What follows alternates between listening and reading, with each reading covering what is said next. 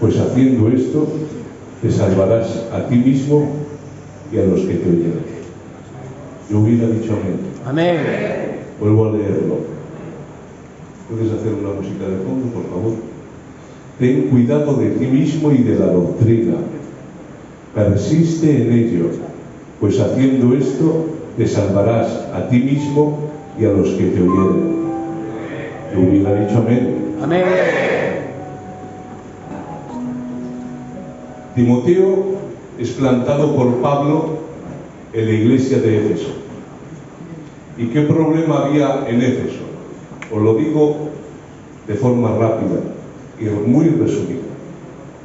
Parece ser que había falsos maestros que estaban esparciendo falsas doctrinas, que era una mezcla de judaísmo con gnosticismo.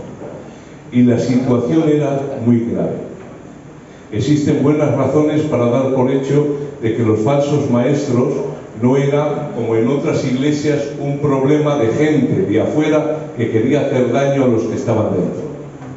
En Éfeso, el problema no era de falsos maestros de fuera que querían dañar a la iglesia. El problema era de hombres de dentro que se habían desviado de la sana doctrina y estaban destruyendo la iglesia. Por eso, dice Pablo en 3 ocasiones, como te rogué que te quedases en Éfeso para que mandases a algunos que no enseñen diferente doctrina. ¿Dónde estaban estos hombres? Dentro de la iglesia. Enseñaban y predicaban un tipo de mensaje que estaba diseñado para agradar a las personas. Es el mensaje que hoy en día se está predicando en aquellos siervos desviados. Mensajes motivacionales y humanistas que te quieren hacer ver que tú puedes conseguirlo, que tú eres un campeón, que tú puedes jugar en las ligas mayores. ¿Y se han olvidado de qué? De la cruz.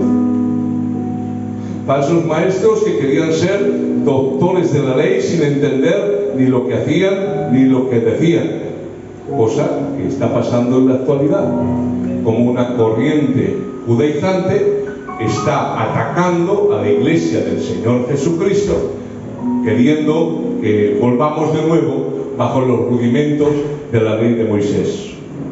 Falsos maestros que enseñaban las abstinencias de alimentos y que prohibían casarse, el ascetismo, y falsos maestros que enseñaban que la resurrección ya se efectuó. Personas que tomaban la piedad como fuente de ganancia.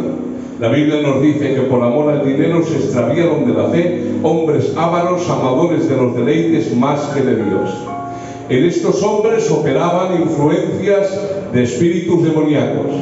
Por eso dice la Biblia en Timoteo capítulo 4 que estos hombres tenían doctrinas de demonios. ¿Y cuál es el contexto de este origen, de este problema? Cuando Pablo fue a Éfeso, la Biblia nos dice que Pablo efectuó en esa ciudad su obra más sobresaliente de su sobresaliente ministerio. Para que entendamos un poquito el contexto, estuvo predicando en ese lugar 3 años, públicamente y por las casas. Y tuvo tal impacto que la historia nos dice que 150 kilómetros alrededor de la ciudad de Éfeso se cerraron todos los templos paganos.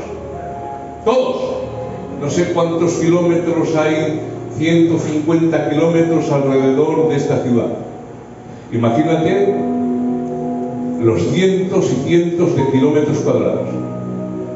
150 kilómetros en todas las direcciones fue sembrado y regado por el Evangelio. Tuvo tanto éxito el ministerio de Pablo que afectó a la economía local. Porque en muchos lugares se hacían figuras y templecillos de la diosa Diana. Pero como la gente se convertía al Señor, empezaron a dejar esos negocios y dejar de comprar esos ídolos. Tanto fue así que se juntaron las personas que tenían estos negocios y dijeron: este Pablo nos busca en la ruina, hay que hacer algo con él, hay que quitarle del medio. Imagínate que empiezas a predicar y tiene tanto impacto el mensaje del Evangelio por medio de tu boca, que impactas la economía del lugar. 150 kilómetros alrededor de Éfeso el Evangelio fue sembrado y la gente se convertía. Pero ¿qué es lo que pasa? Que después de 3 años de pastorear allí, Pablo se tiene que marchar. Pero antes de marcharse, dice las Escrituras, que hace una reunión en la ciudad de Mileto. ¿Y cuántos de nosotros hemos leído ese pasaje de Hechos capítulo 20 y al leerlo hemos salido llorando? Estando en Mileto, llama a todos los ancianos de la ciudad de Éfeso, lo traduzco, a todos los predicadores que él había levantado, y empieza a decirles: mirad por vosotros y por todo el rebaño de Dios que el Espíritu Santo os ha puesto para apacentar la iglesia del Señor, la cual él ganó con su propia sangre. Y fijaos lo que dice Pablo a sus candidatos que él había levantado: porque yo sé que después de mi partida entrarán en medio de vosotros lobos rapaces que no perdonarán el rebaño.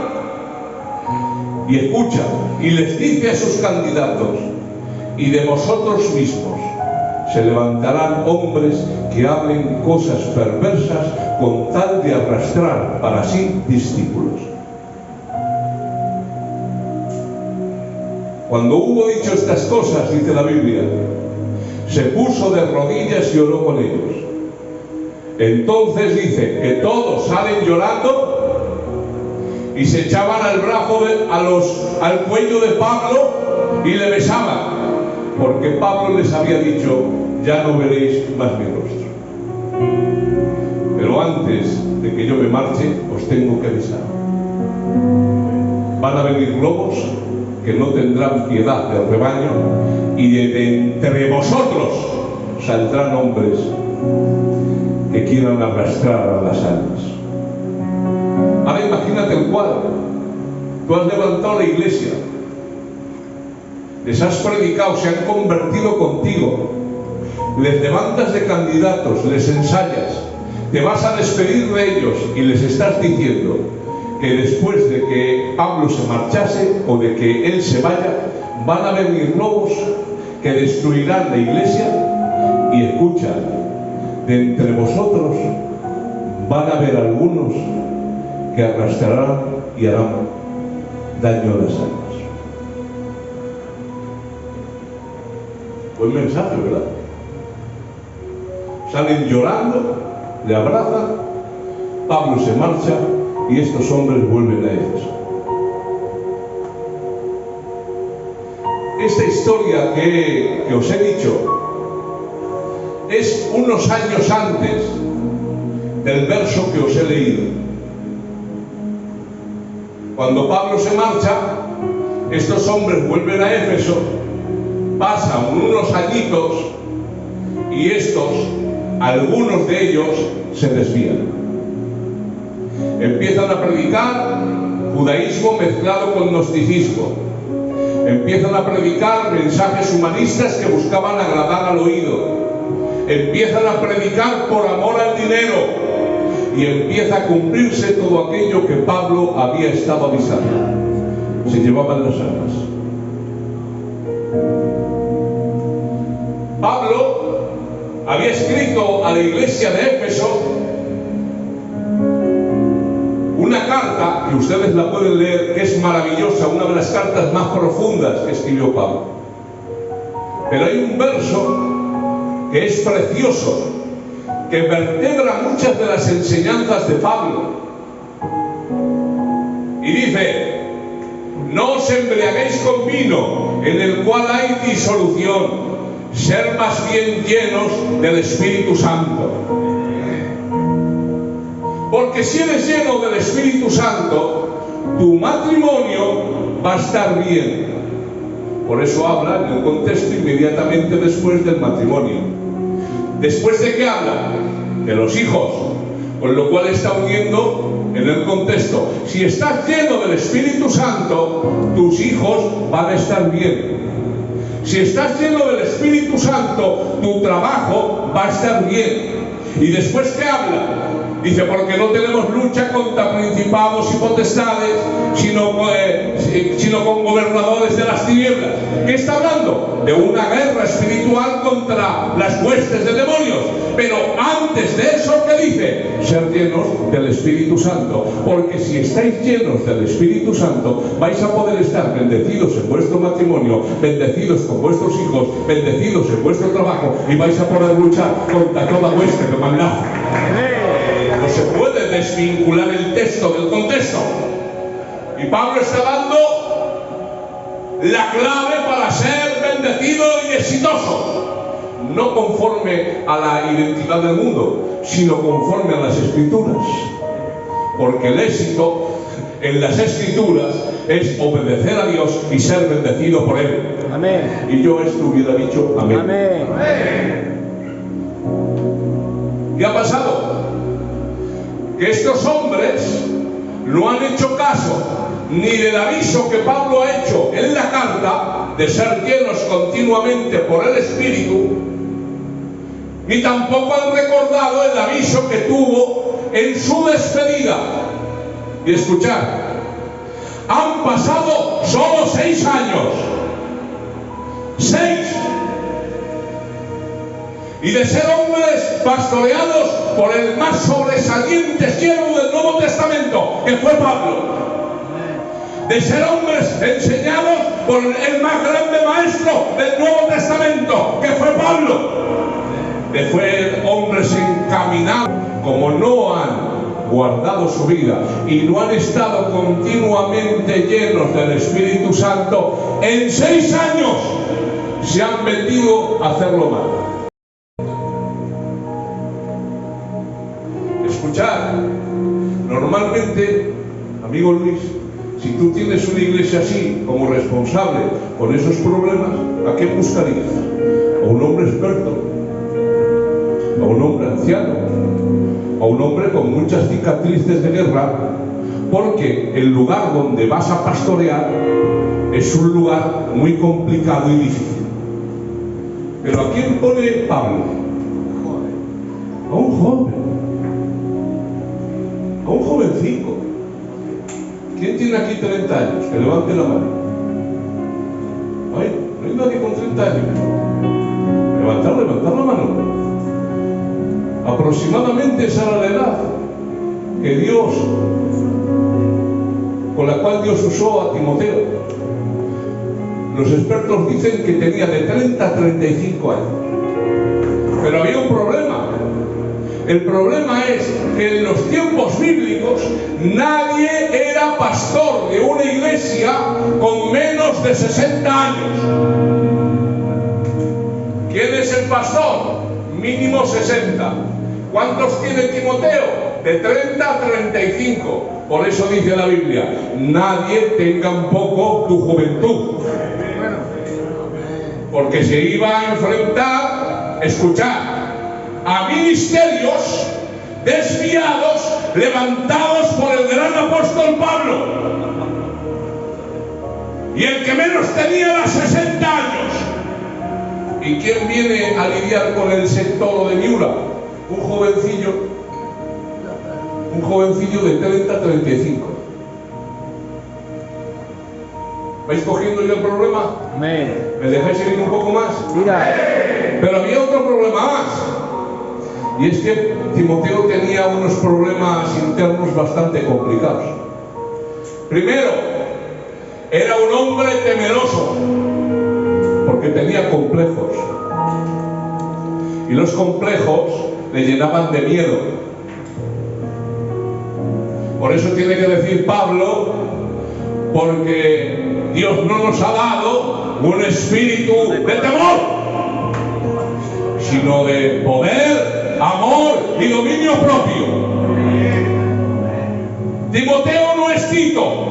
Cuando examinamos las Escrituras, Timoteo es un buen seguidor, pero no un gran líder. Según algunos versos que no voy a complicar ni os voy a llenar la cabeza, Tito tenía decisión como Pablo. era una persona que tomaba decisiones sobre la marcha. Le dejabas en un sitio y no hacía falta que Tito consultara a Pablo para empezar a hacer cosas que veía que eran necesarias.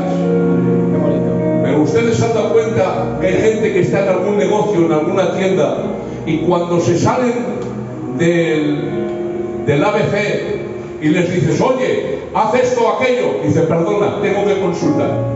¿Te has dado cuenta?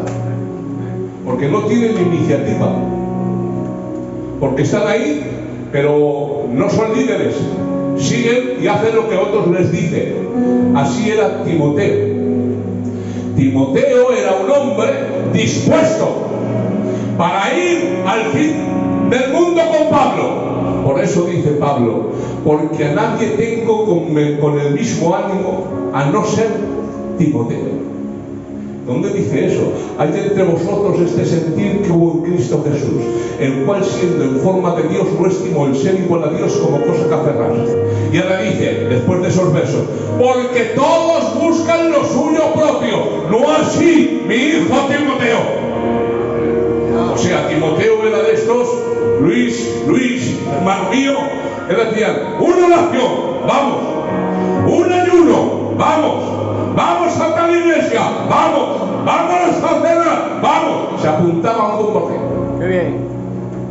¿Por qué vais a decir a mí?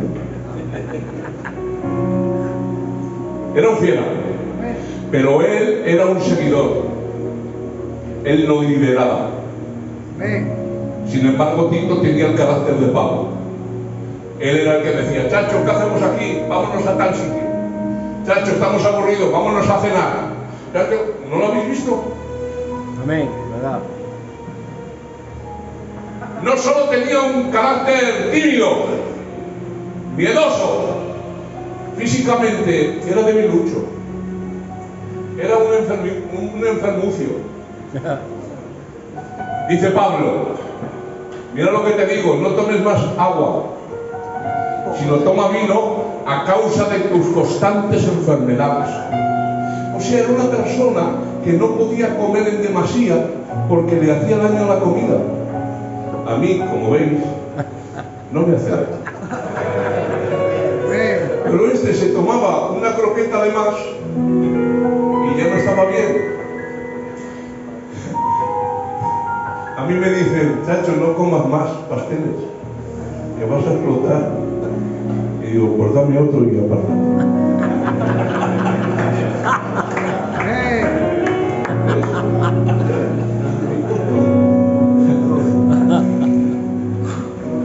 Entonces es una persona físicamente propenso a la enfermedad, débil físicamente, con un carácter con temores, tenía complejos. ¿Y ahora dónde le manda Pablo? A Vietnam. No he hablado mal, le ha mandado a Vietnam, a una iglesia llena de lobos que le doblaban en edad, levantados por Pablo y que se habían desviado por amor al dinero. Y ahora dice, por esta causa te planté en Éfeso. Ahora eres un jovencito y te enfrentas a lobos que te doblan en edad, en experiencia, en conocimiento, que están dispuestos a cualquier cosa con tal de ganar dinero y llevarse adeptos. ¿Y a quién pone Pablo? Un jovencico como tú, como yo? Ya me cogé, yo soy bien joven, para enfrentarse a ese problema. Y la pregunta de Timoteo es esta, cuando se pone a orar: Señor, ¿cómo puedo ordenar este desastre que tú me has puesto aquí de pastorcito? Pero el problema no es ese. ¿Cómo me puedo enfrentar yo a estos lobos rapaces? Pero el problema no es ese. ¿Cómo puedo vencer mis complejos? Pero el problema no es ese. ¿Cómo puedo luchar contra mis miedos y mis limitaciones? Soy enfermucio. Tengo complejos y temores. Físicamente soy débil y soy propenso a la enfermedad. Y claramente no estoy capacitado para lidiar con los problemas que hay en este lugar. Y sin embargo, Señor, tú me has puesto aquí. ¿Cómo hago esto? No sé si te estás sintiendo identificado con este joven. Personas que tienen que luchar contra sus complejos de inferioridad que arrastramos, limitaciones físicas, temores que están arraigados en el corazón. ¿Sabes que todos queremos encajar? ¿Lo sabes? Hace un tiempo, como pastor, le pregunté a un jovencico que empezó a fumar y le dije: pero fulano, si me dijiste que no te gustaba el tabaco, ¿cómo es que fumas? ¿Y sabes qué me dijo? Pastor, es que fuman todo. Y con esa frase me dijo todo. El temor a no encajar, a no ser uno más, el ansia para que otros me acepten, para pertenecer al grupo, para no sentirme discriminado, para no sentirme marginado, para no ser un bicho raro. Y algunos venden sus principios para intentar encajar en ese tipo de sistema. Pero te voy a decir algo: si tú coges un diente de ajo y quitas un gajo de una mandarina, encaja. Pero que encaje el diente de ajo en el hueco creado en una mandarina no significa que ese sea su lugar. Tú no tienes que buscar encajar, tú tienes que buscar agradar a Dios.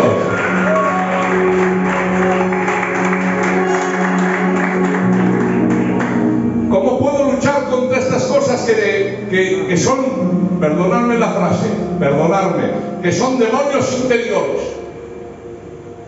Enemigos gigantes que no se ven, que no podemos cogerlos, pero que nos acompañan siempre. El deseo de encajar, los complejos, los complejos físicos que arrastramos, los complejos intelectuales. Os voy a decir algo: estáis en una edad muy difícil, sois jóvenes, todavía vuestro carácter no está formado, y como no sabéis autodefiniros, todavía estáis muy sensibles a las influencias del entorno y a las expectativas de lo que otros o el que dirán piden de vosotros. Es muy difícil tener el carácter de Daniel para que cuando todos los que han sido traídos de Judá y están en Babilonia y les están dando comida que ha sido ofrecida a los ídolos, es muy difícil ser parte de esos pequeños 4 que decidieron no contaminarse con la porción de comida del rey.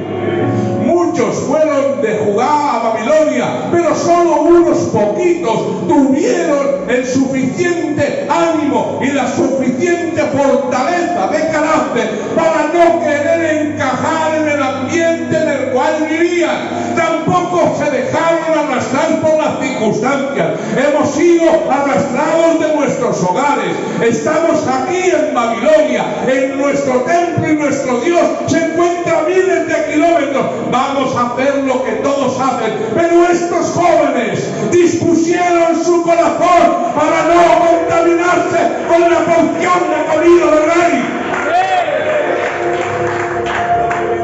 Es muy difícil tener esa firmeza siendo un jovencico, estando fuera de la casa de tus padres y en un entorno agresivo y tóxico, como decía el siervo. Es muy complicado luchar contra eso. Es muy complicado luchar contra los complejos,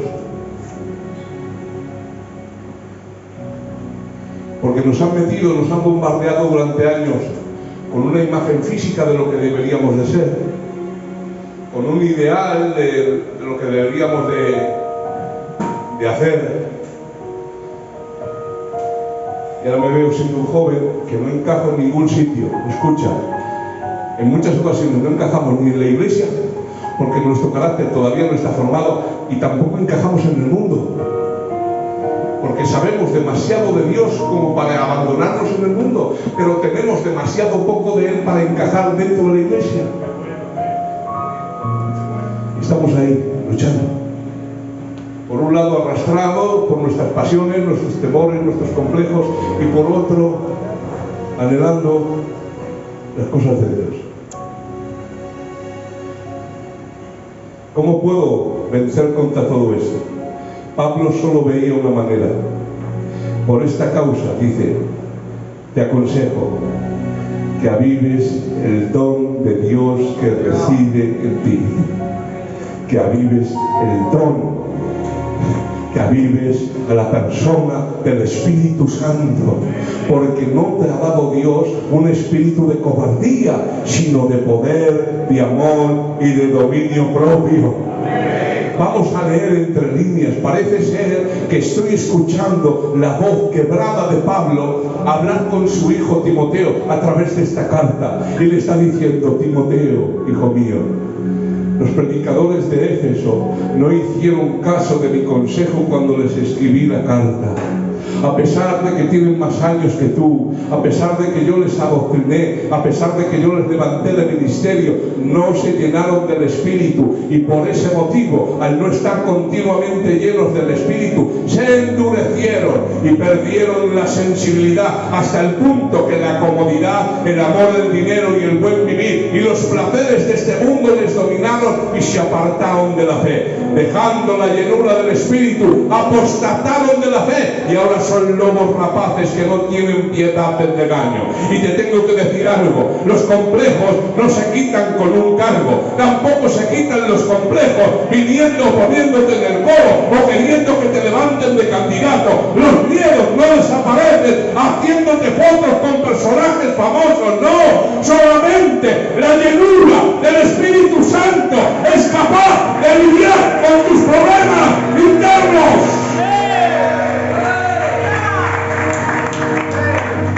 Aunque no lo creas, tu falta de autoestima, tus temores, no desaparecen con mensajes motivacionales, porque el mensaje motivacional no sirve de nada. Solo la llenura del Espíritu Santo y su palabra, pura y sin mezcla, pueden arreglar nuestro interior. Yo a esto hubiera levantado mi mano y hubiera dicho fuerte: amén.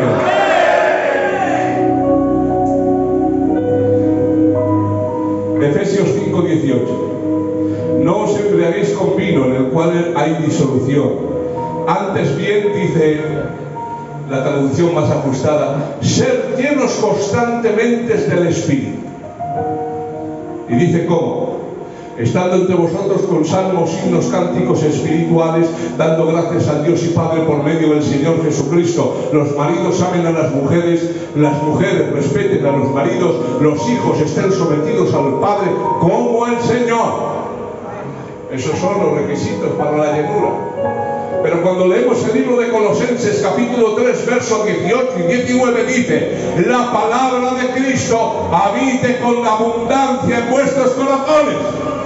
Y dice cómo: estando entre vosotros con salmos, himnos, cánticos espirituales, dando gracias a Dios y Padre por medio del Señor Jesucristo. Los maridos amen a las mujeres estén sujetas a los maridos, y los hijos estén sujetos a los padres como el Señor. 9. Y no sé si os habéis dado cuenta, pero para ser lleno del Espíritu Santo y para ser lleno de su palabra, la Biblia pone los mismos requisitos. ¿Y saben por qué?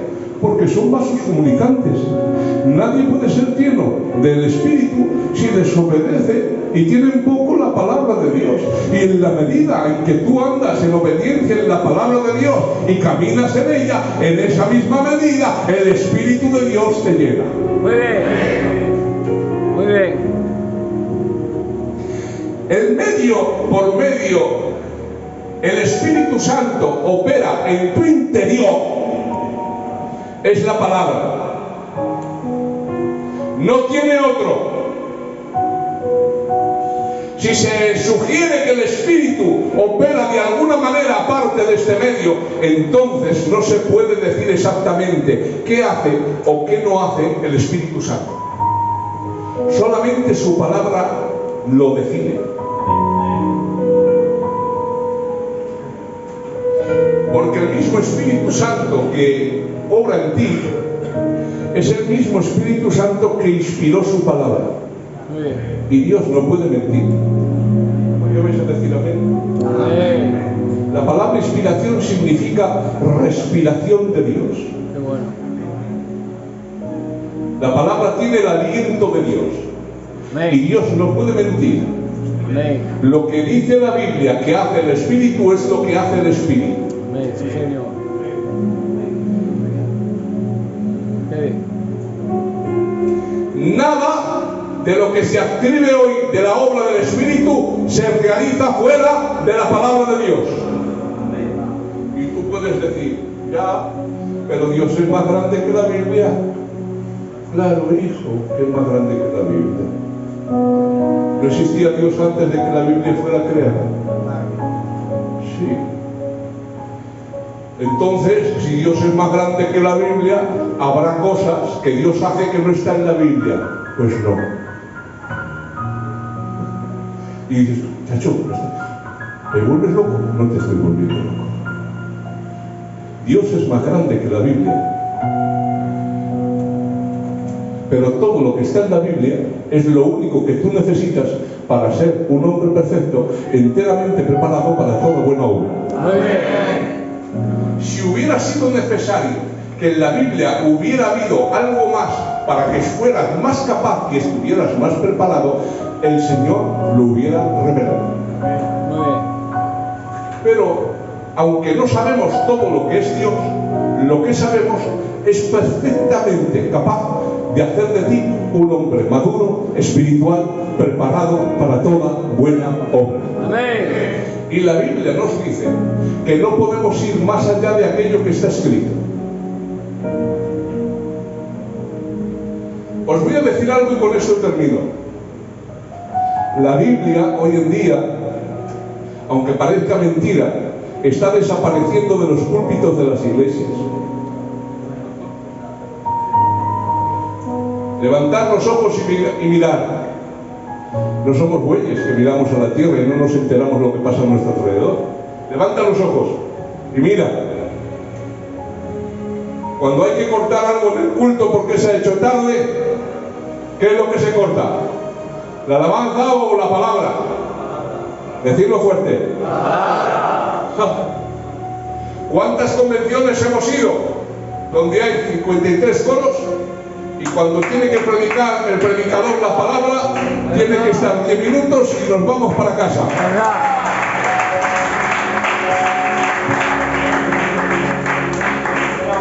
Convención de alabanzas. ¿Y no te da pena? Sí. ¿No te Amén. da pena que sea una convención donde vayan 2000 personas o 1000 personas y se canten 50 coros y no se diga un verso de las Escrituras? Sí. Porque la Biblia dice que la fe viene por el oír y el oír la palabra de Dios. ¿Y qué tal? ¿No te has dado cuenta que cuando subimos 20 coros a cantar hay 500 personas y cuando sube el predicador invitado se marchan 200? ¿Por qué? Porque la palabra está perdiendo cada vez más importancia en nuestras reuniones. ¿Verdad? ¿Qué quiero decir con esto? Mirad, Tanto. meditad. La forma física de las iglesias ha cambiado con el tiempo. Antes de la Reforma había un altar sin Biblia, porque a la Iglesia Católica no le interesaba que la plebe, que el pueblo tuviera acceso a las Escrituras. Por eso todas las copias de la Biblia estaban en latín. Y como tú no sabes lo que dice la Biblia, te puede engañar fácilmente. ¿Entendemos esto? Amén. Segundo, después de la Reforma se puso un púlpito, pero con una Biblia en el lenguaje de las personas que asistían a esa iglesia. Porque quizá la más grande obra que hicieron los reformadores fue acercar la palabra de Dios al pueblo. Amén. Y cuando la palabra de Dios se acerca al pueblo, se produce ¿qué? Una reforma. Qué bien. Y tercero, el siguiente movimiento, primero era un altar sin Biblia, ahora un altar con Biblia, y el tercer movimiento ¿qué es? Pues que el púlpito estorba. Ah, El púlpito estorba porque lo que se busca ya no es un púlpito, sino un escenario para realizar un show donde se pueda poner humo, banderitas y actuaciones. Los púlpitos antes pesaban como 3 toneladas. Necesitabas varios jóvenes. Y en muchas iglesias había unos pedazos de Biblias gigantes que pesaban como 10 kilos. Ahora, ¿qué se hace? Un púlpito que se pueda quitar del medio en un segundo y la Biblia no aparece. ¿Por qué? Porque lo que se busca ya es otra cosa. Un escenario con luces, bandericas y humo. Te voy a hacer una pregunta. ¿Qué ha aportado los conciertos cristianos a la vida espiritual de la iglesia? nada. Venga, que viene el grupo aquel y pagamos la entrada 20 euros o 30 euros. ¿Pero qué te ha aportado un concierto? Uno canta, todos escuchan, después aplauden. Ese es el espíritu del concierto. No ha aportado nada. Y te voy a decir por qué. Porque seguro que aquí hay personas que nunca han ido a un concierto cristiano y su vida espiritual ni fu ni fa. Porque el concierto cristiano es una forma secular de hacer algo que se ha introducido en la iglesia. El concierto no lo inventaron los cristianos, se inventó en el mundo. Pero como ahora tenemos complejos de estrella y queremos atraer a la gente, hacemos un escenario, ponemos humo, banderitas y luces y empezamos a cantar. ¿Pero qué aporta eso? Nada. Mirad, amo la alabanza y amo todo lo que se puede hacer para la gloria de Dios, pero no podemos permitir que la Biblia desaparezca de los púlpitos. No podemos permitir que la palabra de Dios sea cambiada por mensajes motivacionales. El mensaje motivacional no te hace nada. Lo único que intenta hacer es reparar la imagen rota del ser humano, ensalzarla como que es algo y pensar que en base a lo que somos Dios nos va a bendecir. Pero nos hemos olvidado de algo, que el mensaje de las Escrituras no es elevar tu ego, sino llevarte a la cruz del Calvario.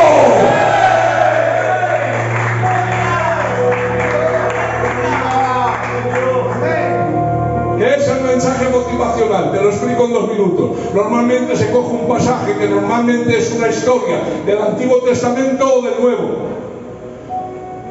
Una historia porque se puede relatar muy fácilmente. Porque no hace falta estudiar mucho, ni estudiar doctrina. Cuentas una historia. Iba Jesús caminando por aquel lugar y de repente un hombre le dijo: Maestro, si quieres puedes limpiarme. Te dicen 4 cosas, ni que lado. ¿Por qué pasa esto? Muy sencillo. Por 2 motivos. Porque yo, que soy predicador, no quiero estudiar ni invertir las horas necesarias en estudiar las Escrituras y la sana doctrina para tener un mensaje de comida sólida a la iglesia. Os cuento un relato, os cuento 2 historias, me doy 2 anécdotas y ya está, arreglado. Y me voy con los niños a la playa. Pero nunca olvides que si el predicador hace eso, es porque existe la ley de la oferta y la demanda. El predicador entra por ahí porque hay un pueblo que lo que demanda es eso.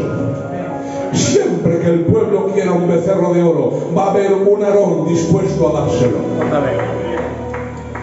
Qué bueno. Y como se está demandando eso, mensajes superficiales, que no tengan mucha Biblia, que sean entretenidos y sobre todo que no sean muy largos. Y arriba, ya está todo hecho. No necesitas escuchar mensajes motivacionales. Necesitas escuchar a Dios. Muy bien. Dios bendice y respalda al que honra su palabra. No bendice ni respalda mi palabra, bendice la suya. ¿Verdad? Tenemos que entender una cosa, hermanos, y es que la adoración es una actitud, jamás una administración. Cuando empieces a entender que adorar a Dios no es cantar, tu mente empezará a abrirse un poquito más a la luz de las Escrituras. Por eso el que no sabe cantar, ¿qué hace? No adora. La adoración es simple y llanamente obedecer a Dios. Santo. ¿Qué dices, chacho? ¿No lo dijo Dios el profeta a Saúl? ¿Qué escucho por ahí? ¿Ah? ¿No escucho ovejas? Sí, son ovejas. Pero ¿no te dijo el Señor que las mataras a todas? Ya, pero es que estas las he dejado para sacrificarlas a Dios. Y dice el profeta, ¿en qué crees que se agrada a Dios más? ¿En el sacrificio o en tu obediencia? Bonito. Muy bien. Es más sencillo, como decía el hermano, cantar un coro que no se vive y acallar la conciencia que vivir y andar en su palabra. Termino con esto, ¿me dejáis de terminar? Amén. Necesitas fortalecer tu fe. Como bien decía el siervo de Dios, estamos siendo atacados por todos los lugares, por falsos maestros que se hacen pasar por siervos de Dios y que te están llenando la mente y el corazón con alabanzas llenas de falsos conceptos doctrinales, con mensajes motivacionales. ¿No os acordáis que dice la Biblia en Apocalipsis, hablando del falso profeta? Dice, y vi un cordero, ¿os acordáis? Al falso profeta, el que sigue al anticristo. Dice, y vi un cordero, y su voz era como de dragón. ¿Esto qué está hablando? Un cordero con voz de dragón. Es un falso siervo.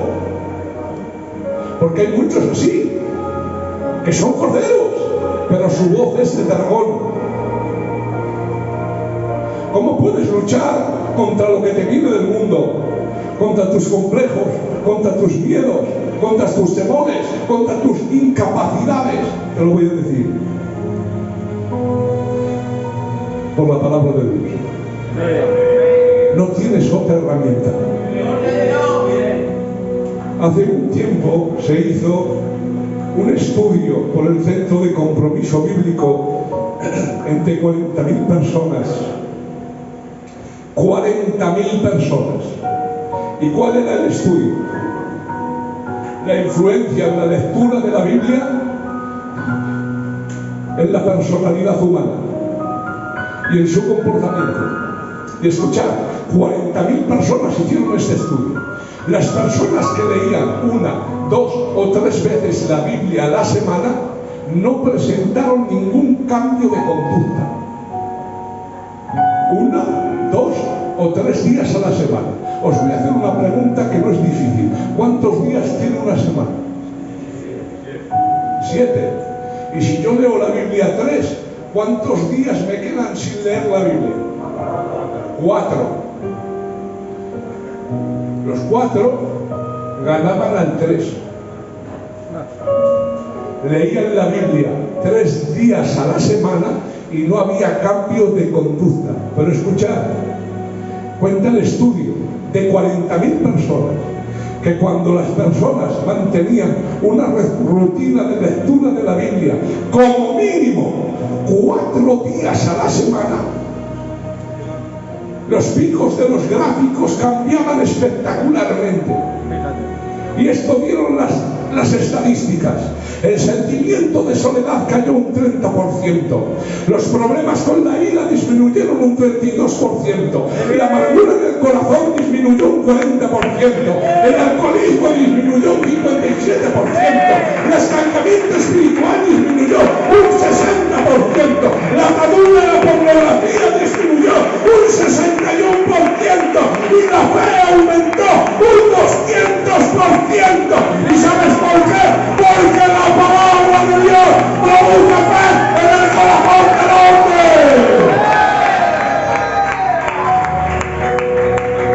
¡Gloria a Dios! Por eso dice la Biblia, la fe viene por el oír, y el oír la palabra de Dios. Fijaos que Salmo 119, si tu palabra no me hiciera tan feliz, ya hubiera muerto de tristeza. Otro verso dice, me hubieran comido las depresiones. Jamás me olvido tu palabra, porque ella me da vida. Si tu palabra no me hubiera hecho tan feliz, me hubieran comido las depresiones, los complejos, los miedos, pero solo tu palabra me da vida. Dice el Salmo 1, bienaventurado, te lo traduzco, feliz, feliz, el varón que en la ley del Señor está en su delicia y en su ley medita de día y de noche. Créele a Dios, créele a Dios. ¡Santo! Hay un verso en la Biblia que es para romperte la camisa. Hay 3 crucificados. Se acerca el día del sábado y los 3 tienen que morir. Y para acelerar la muerte de los condenados deciden romperles las piernas. ¿Os acordáis de ese pasaje? 1, 2, 3. Si empiezas por la izquierda o por mi derecha, rompe las piernas a uno. ¿Cuál sigue? El del medio. Pero fijaos lo que dice la Biblia. Rompen las piernas a uno, se saltan desde el medio, caminan, rompen las piernas al otro, y cuando vuelven donde Jesús para romperle las piernas, dice, y no le rompieron las piernas. ¿Por qué? Dice, porque ya estaba muerto. En ese lazo de ir de este a ir a este, en esa pérdida de tiempo, Cristo muere. Y dice, y se cumplió lo que dijo el profeta, no será roto hueso suyo. Si algo tenían los romanos eran que eran eficientes y prácticos. Ir hasta allá para después volver. Okay. Voy allí, después vengo y después vuelvo ahí. No, eran eficientes. Pero es que había una profecía en el Antiguo Testamento. ¿Pero qué profecía era esa? ¿Dónde estaba? En el Salmo 23, con las profecías mesiánicas. En el Salmo 22, no. Era una profecía escondida en el libro de Levíticos. ¿Y sabes de qué hablaba esa profecía? De cómo matar a una paloma para sacrificarla a Dios. Y en medio de eso dice, no será roto hueso suyo. Pero hombre, haberla metido en el Salmo 22, que es muy conocido, un salmo mesiánico, la mete esa profecía en cómo se tenía que matar a un pájaro para que le agradase a Dios. Y ahí estaba escrito, no será roto hueso suyo. Rompen a uno, lo saltan, rompen al otro, y cuando viene está muerto. Y se cumplió la profecía, la que Dios habló de un pájaro Pero no estaba hablando de un pájaro, estaba hablando de su hijo. Amén. Y tú dices, es imposible que esta profecía se cumpla. ¿Cómo se va a cumplir esta profecía? Es de locos, muriendo en la cruz. Pues, créele a Dios. No me estáis entendiendo. Créele a Dios. Lo que Dios dice es verdad. El Espíritu Santo te perdona al instante si te arrepientes, pero para transformar tu carácter necesita tiempo. No por Él, sino por mí y por ti. ¿Verdad? Yo equiparo mucho la vida cristiana. Ya he terminado. Toma, Luis, déjalo para ahí, porque es que si no, no me creo. Yo equiparo mucho la vida cristiana, perdonadme, soy gordico, a la dieta. ¿Qué hacer yo? Lo que vivo os explico, os cuento. Yo hago 3 dietas al día, a la vez. Desayuno 3 veces, como 3 veces, tengo 3 veces, no de brazo. Tiene mala sombra la dieta. Porque es que si me dicen, quítate de las acelgas, quítate de las espinacas, pues las reprendo en el nombre de Jesús. Pero ¿sabes lo que me dicen? Quítate de lo que te gusta. Y a veces creo que por hacer dieta un día voy a quitar 30 años de desórdenes y abusos alimenticios. Y me canso, y me enfado y dejo la dieta. Pero hermanos, lo decía el siervo, necesitamos empezar a levantar barreras en nuestra mente, en nuestro matrimonio, en nuestra vida cristiana, en nuestro vivir con Dios. Y esto no aparece de la noche a la mañana. Necesitamos un compromiso para con Dios. Amén. Necesitamos entregar nuestras vidas para con el Señor. Necesitamos darle al Espíritu Santo el tiempo que Él necesita para cambiar los patrones de nuestra mente. Necesitamos darle al Espíritu Santo el tiempo que Él necesita para romper esos hábitos que nos están esclavizando. Yo creo que esta tarde la palabra del Señor predicada a través de sus siervos ha tenido y va a traer una cosecha abundante. Dale tiempo al Señor, créele al Señor, cree en su palabra. Dale ese aplauso al Señor. Que Dios nos bendiga mucho. Alabanza esta canción.